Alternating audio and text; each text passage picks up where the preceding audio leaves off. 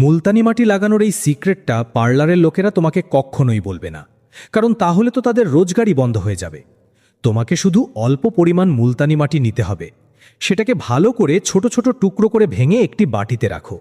এরপর এতে আধা গ্লাস ফিটকিরির পানি দিয়ে 1 ঘন্টার জন্য ভিজিয়ে রাখো। 1 ঘন্টা পর এতে যোগ করো আধা লেবুর রস, 2 চামচ দই, 1 চিমটি হলুদ, 1 চামচ বেসন। সব উপকরণ খুব ভালো করে মিশিয়ে নাও। এবার এই প্যাকটি তোমার মুখে ভালো করে লাগাও। প্রায় 1 ঘন্টা পর শুকিয়ে গেলে কাপড় বা পানি দিয়ে আলতো করে পরিষ্কার করে নাও। মাত্র 10 থেকে 15 দিনের মধ্যেই তোমার মুখ এতটাই গ্লোয়িং ও ঝলমলে হয়ে উঠবে, তুমি বিশ্বাসই করতে পারবে না।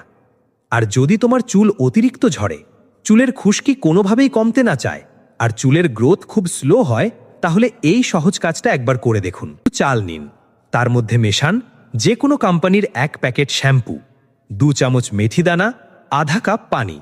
সবকিছু একসাথে মিশিয়ে সারা রাত ভিজিয়ে রাখুন। সকালে উঠে এই শ্যাম্পু দিয়েই চুল ধুয়ে নিন।